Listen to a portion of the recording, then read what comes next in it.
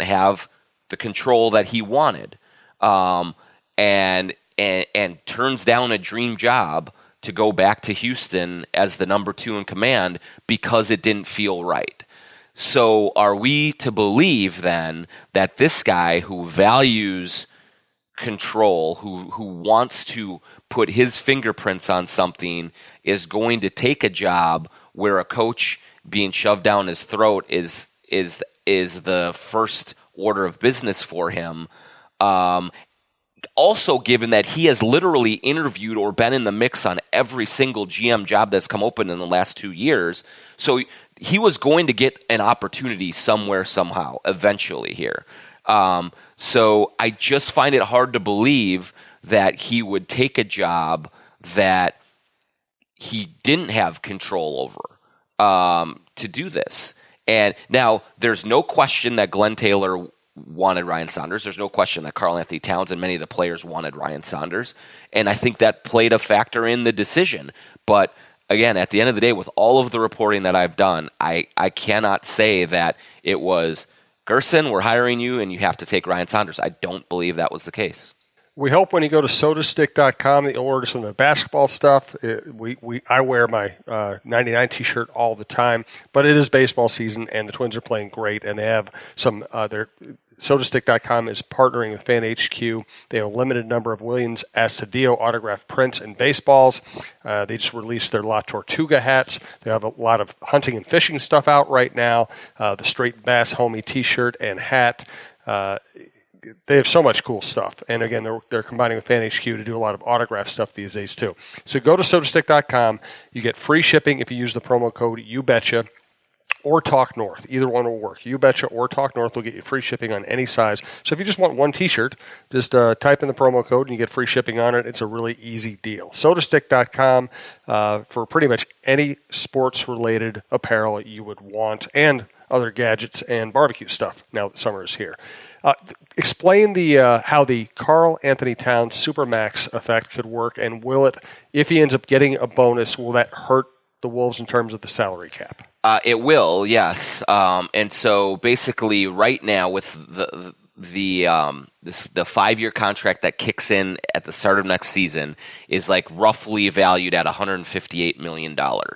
If he makes one of the 3 All-NBA teams that are announced today, as when we're recording this on a Thursday, if he makes that team, that triggers a bonus that kicks the deal up to a value of $191 million over 5 years, roughly. It's a percentage of the cap, but that's the rough estimate. So that would mean that his cap number would be a lot higher and would take up a higher percentage of the salary cap and would leave the Wolves with less wiggle room to go out and add other people without getting up to the luxury tax line, which is where they do not want to be operating. And so it's a really weird rule. I don't particularly like it, and I do think that there's going to be some amendments in the next CBA, and a proposal that I've heard that I really like is, so the idea of this Supermax in the 5-year deal and giving the team that holds a player's rights, the only one can offer 5 years, is to get players to stay in a market and to be in one place for a long time. But what we are seeing, especially with the veterans who qualify for it, like a Chris Paul at the Clippers, they said, we're going to send you off because we're not ready to pay you. A few others, Jimmy Butler may run into this, a few others, is that there is sometimes a bit of a penalty that the team incurs for keeping that player because they lose more salary cap flexibility. And so I think a great idea is the home team should be able to offer that Supermax, offer Karl $191 million, but only have 158 count against the cap. So that extra bonus, he still gets that money, the team still pays it, but it doesn't count against the salary cap. So that offers teams even a little more flexibility to be able to surround the guys that they've drafted and cultivated and developed into stars, be able to surround them with talent so those stars want to stay and want to keep this thing going. And so I could see some kind of proposal like that coming up in the next negotiations, and that would make a lot of sense to me just as a way of further strengthening an existing team's ability to hold on to the really top talent. And so we'll have to see if that plays out or not. But yeah, this is a major, major day for the Timberwolves.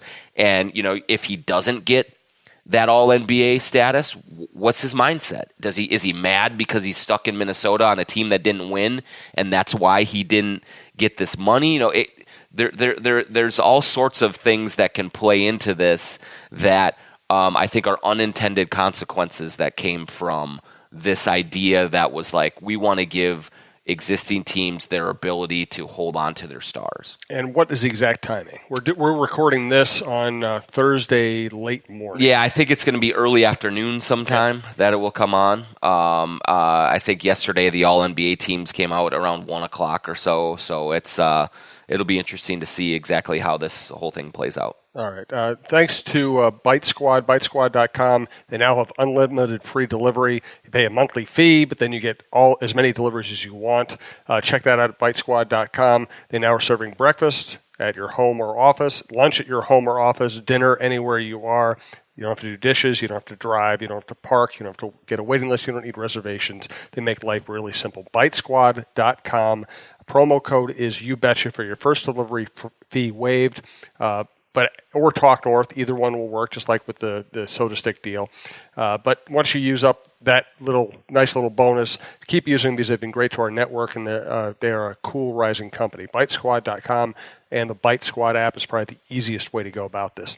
So they've kind of cleaned house mostly on the coaching staff.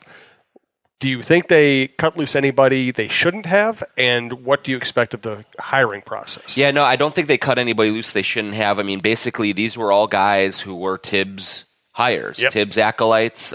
Which means they didn't do anything. Which is unfortunate. I mean, I think a guy like Ed Pinckney is a talented coach. Yeah, and I don't think that he was allowed to have sort of the impact that he could have. What they needed to do when you do decide to keep Ryan to kind of go with the status quo there has to be an influx of new voices, of new ideas, of new approaches within the rest of his staff. And that's what they're going to be. This is going to be, it's not going to be Sam Mitchell and Randy Whitman. It's going to be new people from outside the country club, certainly people that Ryan knows, but also some people that Gerson knows as well. They're going to collaborate on that and put together a staff. And Rosas has talked about it. He wants to follow more of a football model where there's an offensive coordinator, a defensive coordinator, and then some player development people. And then Ryan is sort of the manager of the program. And so I do think that they're going to try and be aggressive here and go and get people in quickly to help. And obviously there's going to be a big focus on defense and how do you improve on that end of the floor. I think there's also going to be some offensive specialists brought in that kind of have ideas about quickening the pace, about shooting more threes, about getting more flow and ball movement in as well.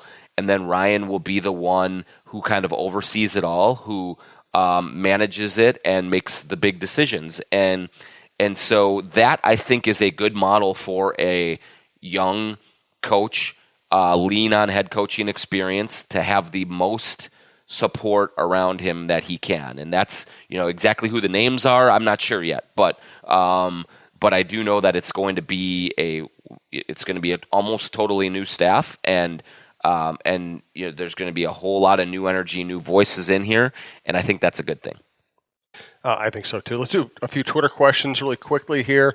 El Jefe sent out a very if you want to check on my timeline, he sent out a very humorous thing about the St. Thomas situation, a screen grab from ESPN on it. Nice. From Juan Stockton, our favorite follow. Okay, seriously, Ricky Rubio returning, need a point guard, best bud Ryan Saunders is the new coach. It's all coming together. Look, it makes a lot of sense. They have a great relationship. But I think that's a long shot at this point. I think that unless he's willing to take a lot less money, which he may have to given the market. And he may have to come in as some sort of a backup as well. I don't know if there is going to be a starting position out there for Ricky. I hope there is, because I think he is a really good player and could be very effective on a good team. But I think they're going to look at Tyus Jones. I think they it depends on what they do with Jeff Teague and Derrick Rose as well. I would welcome Ricky back. I think there are a lot of people here that would welcome him back, but at this point, I don't think that that's going to happen. From Brett, given the importance to the team and the accolades Rocco has gotten since getting here, and given he's on such a team-friendly contract, is there any chance he puts pressure on the team for a new contract that reflects his true value? Is that even possible in the NBA like in the NFL? Not really. NBA contracts are guaranteed for and kind of fully set in stone, and so players kind of are stuck with what they get, which is always a heck of a lot more than what NFL players get.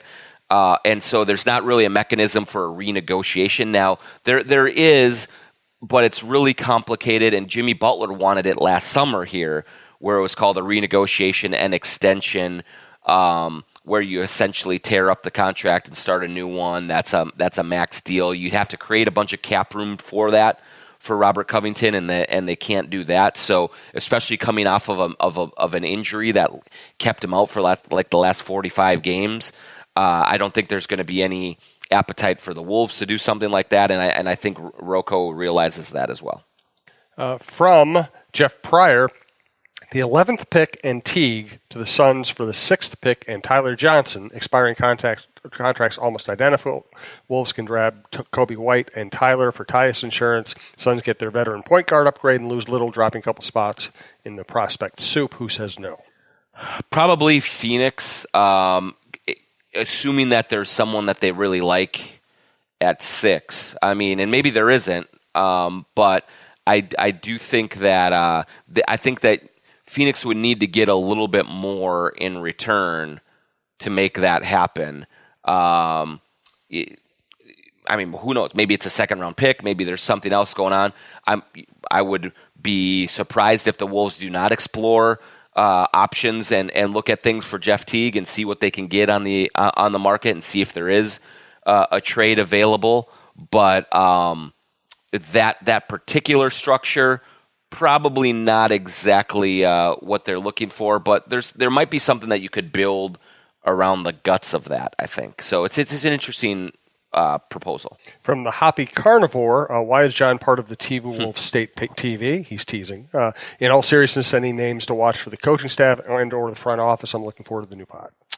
Yeah, I mean, the State TV thing has been funny because the last couple of days, there is a very vocal contingent that is really negative on the Ryan Saunders hire. And look, I understand the skepticism. I understand saying that you think it might not work, and that's totally fine. Like, that's fair game to question his credentials and his experience and whether he's ready for this.